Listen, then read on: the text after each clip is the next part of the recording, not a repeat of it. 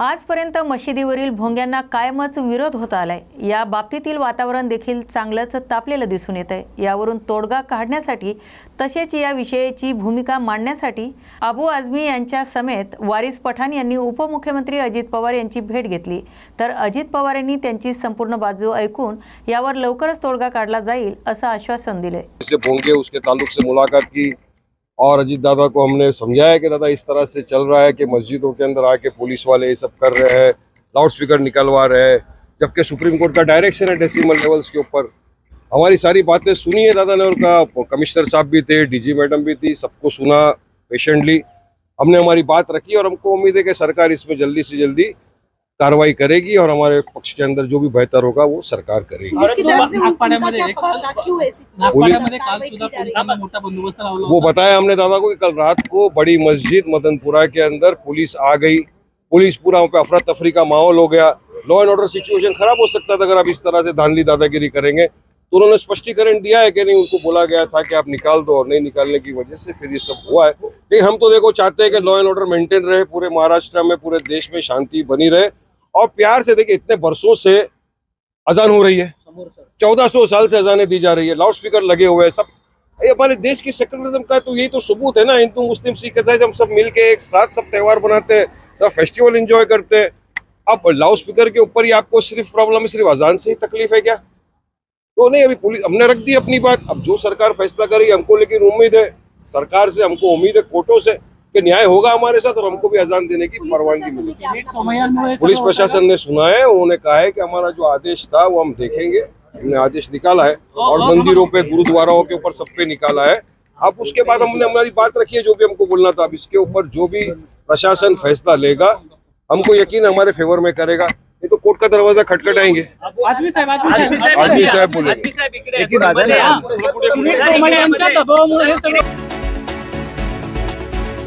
राज्यात सध्या पालखी सोहळ्यामुळे संपूर्ण वातावरण भक्तिमय झाले आहे। अशातच समाजवादी पक्षाचे आमदार अबू आझमी यांनी केलेलं वादग्रस्त विधान चांगलंच चर्चेत आलं आहे। ते म्हणाले की वारकरी संप्रदायाचे पालखी सोहळ्यामुळे रस्ते जाम होतात। आम्ही रस्त्यावर 10 मिनिटे नमाज अदा केली तर तक्रार दाखल केली जाते। त्यांच्या या विधानामुळे वारकरी समाजात संतापाची लाट उसळली आहे। धुळ्यातील कानादेश वारकरी सेवा मंडळाच्या वतीने आमदार अबू आझमी यांच्या विरोधात जोरदार घोषणाबाजी करत त्यांच्या प्रतिकात्मक पोस्टरला जोडे मारो आंदोलन करण्यात आलं। तसेच वारकरीच नव्हे तर संपूर्ण हिंदू समाजाची माफी त्यांनी मागावी। तसेच पंढरपूर येथील आळंदी येथे जाऊन मंदिरात त्यांनी नतमस्तक होऊन संपूर्ण वारकरी संप्रदायाची माफी मागावी आणि त्यांच्या विरोधात पोलिसांनी गुन्हा दाखल करून त्यांना तात्काळ अटक करावी अशी देखील मागणी कानादेश वारकरी मंडळाच्या वतीने करण्यात आली। आपल्या धर्मीयांचं आराध्य दैवत, आमचं वारकऱ्यांचं आराध्य दैवत श्री क्षेत्र पांडुरंग पंढरपूर येथील यात्रेसाठी गेल्या अनेक शतकांपासून सुरू असलेली पंढरपूरची आळंदी आणि देहू येथून निघणारी पायी वारीची ही वारी पुण्यामधून जात असताना समाजवादी म्हणवणारा परंतु धर्मांधवादी असलेला अबू आझमी याने परवा भव्य दिव्य अशी वारी बघितल्यानंतर त्याच्या पोटामध्ये पोळशूट उचला। आजपर्यंत कधी त्याला आठवलं नाही, परंतु त्याने परवा असं सांगितलं की वारीमुळे शहरातील रस्ते बंद होतात, मग आमच्या नमाजलाच का विरोध केला जातो? वारी ही वर्षातून एक वेळा असते आणि जाणून बुजून वारकरी सुद्धा हे खवळले पाहिजे, वारकरी भडकले पाहिजे या उद्दिष्टानं त्याने वारकऱ्यांच्या धर्माला हात घातलेला आहे। जेव्हा सर्वत्रकडून निषेध उठला त्याने माफी मागितली, परंतु आम्ही धुळे शहर, धुळे जिल्हा कान्हदेश वारकरी सेवा मंडळाच्या वतीने या ठिकाणी जिल्हाधिकारी माननीय साहेबांना निवेदन देत आहोत की त्याच्यावर जातीवाचक धर्मवाचक असा शब्द वापरल्यामुळे आणि आमच्या भावना दुखवल्यामुळे कल्याण डोंबिवली महानगरपालिकेतील कॉन्ट्रॅक्ट पद्धतीवर असलेल्या जवळपास 700 सफाई कामगारांना घरी बसवण्यात आलं असून चेन्नई पॅटर्न सुमित याकडे व्यवस्थापनाची जबाबदारी आली आहे। सुमित कंपनीने जुन्या कामगारांना कामावर घेतले नाही तर आम्ही सुमित कंपनीला कल्याण डोंबिवलीत काम करू देणार नाही असा इशारा महाराष्ट्र नवनिर्माण सेनेचे जिल्हा अध्यक्ष उल्हास भोईर यांनी दिला असून मनसेच्या नेतृत्वाखाली आज सफाई कामगारांचा मोर्चा महानगरपालिका मुख्यालयावर धडकला आहे। तसे आपल्या कल्याण डोंबिवली महानगरपालिकेने घनकचरा विभागाचा ठेका हा चेन्नई पॅटर्न या ठेकेदार सुमित या ठेकेदाराला दिलेला आहे, पण त्या चेन्नई पॅटर्नचं नियोजन शून्य आहे। 23 तारखेला 200 कामगार घरी बसवलेले आहेत। त्यानंतर ह्या येत्या 30 तारखेला संपूर्ण सुमित मध्ये जे आपण शुक्रवारचा ठेका 30 तारखेला संपणार आहे। त्यामुळे सगळे माझे कर्मचारी घरी बसणार आहेत आणि जर हे घरी बसले तर तो नवीन चेन्नईवाला कॉन्ट्रॅक्टर आलेला आहे त्याला काम करू देणार नाही। आम्ही कोर्टात गेलेलो आहे, कोर्टात ऑर्डर आणलेली आहे की कॉन्ट्रॅक्टर कोणी असला तरी कामगार हे जुनेच राहतील असं त्यांनी काही केले नाही। बऱ्याच लोकांचे ड्राईव्ह घेतलेले आहे, जवळ 600 कामगार घरी बसवलेले आहेत। नवीन कॉन्ट्रॅक्टर नवीन माणसं घेतोय। जर या येत्या 30 तारखेला सगळा ठेका संपोषण झाला तर चेन्नईचा ठेका मी चालू होऊ देणार नाही। 1400 कामगारांची मी ऑर्डर आणलेली आहे। जर त्या ऑर्डर प्रमाणे जर त्या सुमितने माझ्या कामगारांना घेतलं नाही तर त्यांनी फक्त कल्याण डोंबिवली महापालिकेमध्ये हा घनकचरा विभाग ठेका चालून दाखवा, मग मनसे काय आहे हे दाखवून देईन मी। आज बारामती मालेगाव सहकारी साखर कारखान्याच्या संचालक पदाचा निकाल जाहीर झालाय। उपमुख्यमंत्री अजित पवार यांच्या श्री नीलकंठेश्वर पॅनलला बहुमत मिळाले। त्यानंतर मतमोजणी केंद्राच्या प्रशासकीय भवनासमोर फटाक्यांची आतिषबाजी करत कार्यकर्त्यांमध्ये प्रचंड उत्साह दिसून आलाय, तर अजित पवार जिंदाबाद अशी घोषणाही देण्यात आल्या। देशात दिनांक 25 जून 1975 रोजी आणीबाणी लागू करण्यात आली होती। या घटनेला आज 50 वर्ष पूर्ण झालीत। त्यानिमित्ताने जिल्हा ग्रंथालय अधिकारी कार्यालयात आज छायाचित्र प्रदर्शनाचं आयोजन करण्यात आलं होतं। तसेच जिल्हा अधिकारी डॉक्टर राहुल कर्डिले यांच्या हस्ते सकाळी 10:30 वाजता या छायाचित्र माहिती प्रदर्शनाचं उद्घाटन करण्यात आलंय। या प्रदर्शनात आणीबाणीच्या अनुषंगाने जिल्ह्यात घडलेल्या विविध घटना घडामोडीची तसेच आणीबाणी विरोधात संघर्ष सहभागी झालेल्या विविध कार्यकर्त्यांचे नागरिकांचे छायाचित्र आणि माहितींचा समावेश करण्यात आलाय। माझं नाव तुकाराम शंकरराव वारकर, मी राहणार लाठी उस्मानगरचा रहिवासी, तालुका कंधार, जिल्हा नांदेड। तिथे शिक्षक म्हणून मी काम करत होतो। संघाचं काम केलं। संघात 1975ला मी संघाचं तालुका कार्य आहोत, कंधार तालुका आहे आणि म्हणून शासनाने इंदिरा गांधी जेव्हा आणीबाणी जाहीर केल्यानंतर जाहीर तारीख 25 जून 1975 संध्याकाळी जाहीर झाली। त्यानंतर संपूर्ण देशावर अन्याय अत्याचार सुरू झाले। सत्ता स्वातंत्र्यावर बंदी आणली। 26 नोव्हेंबर 1975ला मला लाठी म्हणजे उस्मानगरहून अटक करून नांदेडला आणलं। एसपी ऑफिसला दिवसभर बसून ठेवलं। नंतर रात्री वज्राबाद पोलीस स्टेशनला नेलं। त्या ठिकाणी मला हातकड्या घालण्याचा प्रयत्न केला। माझ्यासोबत 3 कॉन्स्टेबल देऊन, एक जमादार, 2 कॉन्स्टेबल मला नाशिक जिल्हा पाठवलं। मी नाशिक जेलमध्ये 16 महिने नाशिक जेलमध्ये होतो। 21 मार्च 1975ला जेव्हा निवडणूक झाली लोकसभेची, त्या लोकसभेच्या निवडणूक इंदिरा गांधीचा पूर्ण पराभव झाला आणि इंदिरा गांधीचा पराभव झाल्यामुळे आमची सगळ्यांची सुटका झाली आणि त्यानंतर आम्ही नांदेड शहरात आल्यानंतर आमची सगळ्यांची सुटका झाली। जालन्यात नुकताच झालेल्या डांबरी रस्त्याच्या कामाची वंचित बहुजन आघाडीने पोलखोल केली। मंठा तालुक्यातील वजर ते वाटूर या रस्त्याच्या डांबरीकरणाचं काम सुरू असून काही किलोमीटर हे काम पूर्ण झाले आहे। मात्र या रस्त्याचं काम ठेकेदाराने निकृष्ट दर्जाचं केलं असल्यामुळे रस्ता चक्क हाताने उखडला जात आहे। वंचित बहुजन आघाडीच्या कार्यकर्ते पदाधिकारी यांनी या रस्त्याच्या कामाची पाहणी केली। त्यावेळी स्वतः कार्यकर्त्यांनी रस्ता हाताने उखडला। त्यामुळे जिल्हा अधिकाऱ्यांनी याकडे लक्ष देऊन ठेकेदारावर कार्यवाही करावी अशी मागणी केली आहे। सरकटे वजर ते वाटूर या रस्त्याचं जे काही निकृष्ट काम या ठिकाणी चालू आहे, त्या रस्त्याची पाहणी या ठिकाणी करण्यात आलेली आहे। या ठिकाणी जो काही काम निकृष्ट होत आहे, या कामाचे जे गुत्तेदार आहेत आणि या मतदारसंघाचे जे आमदार आहेत यांच्या संगनमताने हे कामं या ठिकाणी मोठ्या प्रमाणामध्ये निकृष्ट चालू आहेत। या कामाची तक्रार आम्ही जालना जिल्ह्याचे जिल्हाधिकारी डॉक्टर श्री डॉक्टर पांचाळ यांच्याकडं करणार आहोत आणि या कामामध्ये जर सुधारणा झाली नाही तर निश्चितपणानं वंचित बहुजन आघाडी आंदोलन या ठिकाणी करणार आहे.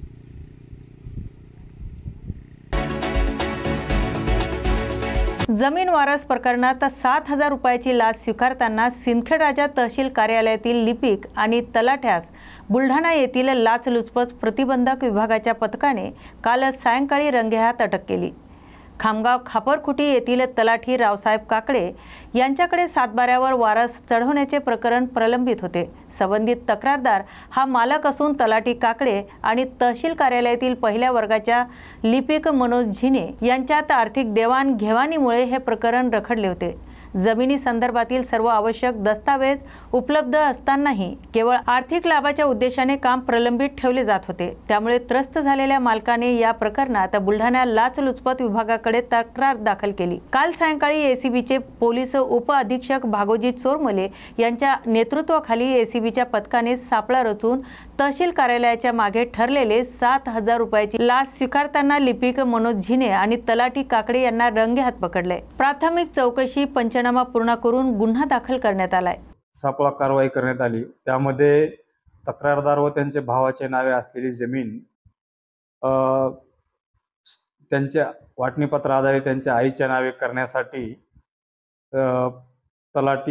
आलोसे तलाठी श्री काकडे यांनी तक्रारदारास 7,000 रुपये देऊन टाकण्याबाबत प्रोत्साहन देऊन दुसरे आलोसे मनोज झिने महसूल सहाय्यक तहसील कार्यालय सिंदखेडराजा यांनी 7,000 रुपये लाचेची मागणी करून 7,000 रुपये लाच रक्कम स्वीकारताना त्यांना रंगेहात पकडण्यात आलेले आहे. त्यावरून सिंदखेडराजा पोलीस ठाणे येथे गुन्हा नोंद करण्यात आला असून नमूद आरोपींना अटक करण्यात आली आहे. सदरची कारवाई मारुती जगताप पोलीस अधीक्षक एसीबी अमरावती परिक्षेत्र व सचिंद्र शिंदे अपर पोलीस अधीक्षक अँटी करप्शन ब्युरो अमरावती परिक्षेत्र यांच्या मार्गदर्शनाखाली बुलढाणा लाप्रवीचे पथकाने केलेली आहे. धन्यवाद. ओआर फिश हा मासा जपानमध्ये अर्थक्वेक फिश म्हणून ओळखला जातोय. जुन्या जपानी लोककथानुसार हा मासा समुद्रातील खोल पाण्यातून वर पृष्ठभागावर येतो आणि भूकंप किंवा सुनामी पूर्वीचा इशारा देतोय. 2011 मध्ये जपानमध्ये भूकंप आणि सुनामी पूर्वी की हा मासा रेगे लिस्ली कुळातील मासा असून याच्या शरीराची रचना पाण्यातील दाब सहन करण्याच्या दृष्टीने झालेली असते. चंदेरी रंगाचा चपटी बॉडी असलेला हा माशाचा पृष्ठभाग लालसर असतो. समुद्रातील अंतर्गत हालचालीची या माशाला जाणीव झाल्यास हा मासा वर येतो. मे 2025 पासून न्यूझीलंड, ऑस्ट्रेलिया, कॅलिफोर्निया, तमिळनाडू या 4 ठिकाणी हा मासा आढळला असून लोकांनी याला वाईट घटनाशी जोडलंय. पण प्रत्यक्षात हा एक समुद्रजीव आहे. त्या चर्चेमध्ये आहे तमिळनाडू इथे सापडल्याचे बातम्या आपण बघतो. तर हा रेगॅलिसिडी कुळामध्ये मोडणारा रेगॅलिकन्स ग्लेसने म्हणून त्याचं शास्त्रीय नाव आहे.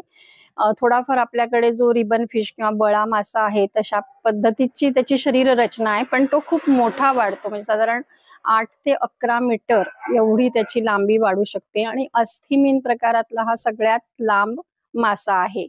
हा मासा समुद्रामध्ये साधारण 250 ते 100 मीटर खोलीवर म्हणजे एपिपेलॅजिक ते मिझोपेलॅजिक झोन मध्ये आढळतो आणि एवढ्या खोलवर असणारं जे पाण्याचं प्रेशर आहे ते सहन करण्यासाठी त्याची शरीर रचना झालेली असते. ज्या वेळेला समुद्रामध्ये काही बदल होतात किंवा तिथे भूकंप किंवा सुनामी येण्याची शक्यता जेव्हा असते, कदाचित हे बदल हा मासा सेन्स करून किनाऱ्यावरती किंवा वरती पृष्ठभागाकडे येत असावा, पण पृष्ठभागावरती असणारा जो कमी दाब आहे पाण्याचा तो सहन न होऊन हा मृत होतो. तर त्यामुळे ज्या वेळेला हे सापडलेत मासे तर ते मृतावस्थेत सापडलेत. जिवंत ओरफिश सापडणं खूप दुर्मिळ आहे आणि एकूणच ह्या माशाची जी रचना आहे म्हणजे त्याचं ते लांबलचक सापासारखं चंदेरी रंगाचं शरीर आणि त्याला असणारा जो मोठा लाल रंगाचा पृष्ठपर आहे, तर हा पृष्ठपर आणि ह्या सगळ्या रचनेमुळे तो एखाद्या मॅजिकल किंवा मिस्टिकल घटनांशी तो जोडला गेलेला आहे. पेरणी झाल्यानंतर गेल्या अनेक दिवसापासून नांदेड जिल्ह्यात पाऊस पडला नाही, त्यामुळे पिकाचं नुकसान होत असून काही ठिकाणी पीक वाळत चाललं होतं। मात्र आज नांदेड जिल्ह्यात दुपारपासून जोरदार पावसाला सुरुवात झाली आहे, त्यामुळे पिकाला जीवनदान मिळणार असून या पावसामुळे शेतकरी दुबार पेरणी करण्यापासून वाचणार आहे। जलशुद्धीकरण केंद्रातील पंप जुने झाले असून त्यामुळे नागरिकांना कमी दाबाने पाणी पुरवठा होत आहे, त्याचा त्रास नागरिकांना सहन करावा लागतोय। हे पंप दुरुस्त करण्यात यावे अशी मागणी शिवसेना शिंदे गटाचे आमदार विश्वनाथ भोईर यांनी महानगरपालिका आयुक्त अभिनव गोयल यांच्याकडे केली। आमदार भोईर यांनी आज आयुक्त गोयल यांची भेट घेतली असता आयुक्तांनी पंप दुरुस्ती टप्प्याटप्प्याने केली जाईल असं आश्वासन आमदार भोईर यांना दिलं आहे। याशिवाय वारकरी भवनासाठी जागा आरक्षित असून या वारकरी भवनासाठी सगळ्या वारकऱ्यांनी एकत्रित यावे असे आवाहन आमदार भोईर यांनी केले। तर या प्रश्नावरही आमदार भोईर यांनी आयुक्तांशी चर्चा केली होती। त्याचबरोबर कल्याण स्टेशन परिसरात डॉक्टर बाबासाहेब आंबेडकर उद्यानाची जागा स्मार्ट सिटी प्रकल्पात बाधित झाली असून ही जागा प्रकल्पाच्या रस्ते रुंदीकरणात गेली असल्याने उद्यानाचा आकार कमी झाला आहे। उद्यानाच्या जागेप्रकरणी लवादाकडे प्रकरण प्रलंबित असून त्याचा निकाल लागताच हा प्रश्नही निकाली निघणार असल्याचं आमदार भोईर यांनी सांगितलंय। होतं की वारकरी भवन जे आपल्याला बांधायचं आहे आणि एक बाबासाहेब आंबेडकरांचा जो पुतळा आहे गार्डन हे विषय घेऊन आज आयुक्तांची बैठक होती। सर्व गोष्टींमध्ये व्यवस्थित चर्चा झालेली आहे। वारकरी भवन आपल्याला बांधायचं आहे, वारकऱ्यांसाठी बांधायचं आहे। तर आमचं म्हणणं एकच आहे की सगळ्या वारकऱ्यांनी येऊन एकत्र येऊन त्याची मागणी करायला पाहिजे। म्हणजे ती जागा आम्ही आरक्षित वारकरी भवनासाठीच ठेवलेली आहे आणि तिथे वारकरी भवनच बांधणार, पण सगळा वारकरी समाज जो कल्याणचा आहे त्यांनी एकत्र यावं। दुसरं बाबासाहेबांचं त्या कोर्टामध्ये त्या कोर्टामधून आता पुढची तारीख पडलेली आहे आणि पुढच्या तारखेपर्यंत बरंचसं चित्र क्लिअर होईल। त्यानुसार जेवढी जागा आपल्याला त्या कोर्टाकडून सुटेल तेवढी जागा आपण त्या बाबासाहेब गार्डनसाठी आपण करणार आहोत। साफसफाईबद्दल चर्चा झाली की आता ज्या गाड्या जुन्या वगैरे झाल्यात, आपल्याकडे गाड्यांची कमतरता आहे कल्याण पश्चिमला, तर कल्याण पूर्वचे जे वार्ड आता आपण चेन्नई पॅटर्नसाठी हे करतो तेथील गाड्या आणि तेथील मनुष्यबळ हे सर्व आपल्याकडे फिरवण्याचं काम चालू आहे। पाण्याचा प्रश्न किती दिवस झाले सगळ्या कल्याण पश्चिममध्ये मोठ्या प्रमाणात भेडसावत आहे। बुलढाणा जिल्ह्यातील खामगाव येथे नगर परिषदेच्या वतीने शहरातील अतिक्रमण काढण्याची मोहीम राबवण्यात येत आहे। शहरात अनेक बेरोजगार युवक आपल्या बेरोजगारीवर मात करून नातेवाईक मित्रमंडळीकडून उधारीने आर्थिक मदत घेऊन अनेक दिवसापासून आपापल्या परीने छोटे मोठे व्यवसाय सुरू केले आहेत। त्यात नगर परिषदेने अतिक्रमणधारकांना नोटीस बजावले आहेत। त्या अनुषंगाने या मोहिमेला स्थगिती द्यावी, त्यासाठी शहर कार्याध्यक्ष किशोर भोसले आणि काँग्रेसच्या वतीने नगर परिषदेसमोर घोषणाबाजी करून शासनाचे लक्ष वेधले। तसेच जोपर्यंत अतिक्रमणधारकांना पर्यायी जागा उपलब्ध करून देत नाही तोपर्यंत अतिक्रमण काढू नये। अतिक्रमण काढल्यास अतिक्रमणधारकासह मोठ्या स्वरूपाचे आंदोलन करू असा इशारा सुद्धा यावेळी देण्यात आलाय। खामगाव नगरपालिकेच्या वतीनं खामगाव शहरातील अतिक्रमण हटविण्याची मोहीम या ठिकाणी राबवण्यात येणार आहे। तर या संदर्भात आम्ही मुख्याधिकारी यांना निवेदन देण्याकरता आलेलो आहे। खामगाव शहरात ही अतिक्रमण धारक जी मंडळी आहे, रहदारीला अडथळा न होऊ देता जी आपला व्यवसाय थाटून आहे ते आपल्या परिवाराचा उदरनिर्वाह करण्यासाठी आणि या बेरोजगार लोकांना रोजगार उपलब्ध करून देण्यासाठी मोठी संधी त्या ठिकाणी या अतिक्रमण धारकांची आहे। ते स्वतःची पोटाची खळगी भरण्याकरता त्या ठिकाणी अतिक्रमण करून आपला व्यवसाय थाटून आपल्या परिवाराचा उदरनिर्वाह करीत आहे। याचा सहानुभूतीपूर्वक विचार करून ही अतिक्रमण हटाव मोहीम थांबवावी याकरता निवेदन देण्यासाठी आम्ही आलेलो आहोत। काय मागणी आहे आपली? आमची मागणी आहे की तात्काळ या ठिकाणी ही अतिक्रमण मोहीम थांबवावी आणि या सर्व अतिक्रमण धारकांना पर्यायी जागा त्या ठिकाणी द्यावी, त्यानंतरच ही अतिक्रमण मोहीम राबवावी अशी आमची म्हणणे आहे। अगर जर समजा या ठिकाणी जर त्यांनी आमची ही मागणी मान्य नाही केली तर आम्ही यापुढे चांगलं तीव्र मोठं आंदोलन त्या ठिकाणी करणार आहे।